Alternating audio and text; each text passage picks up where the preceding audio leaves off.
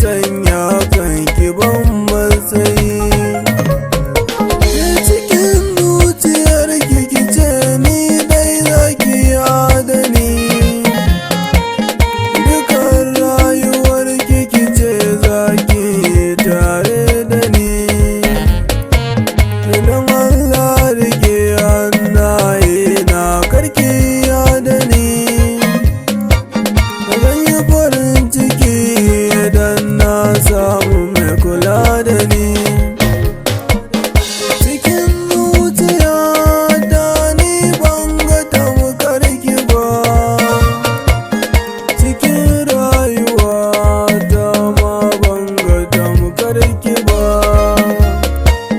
Ni da za ki mini izini abba zan tuntuba, ai mina aure tare da ke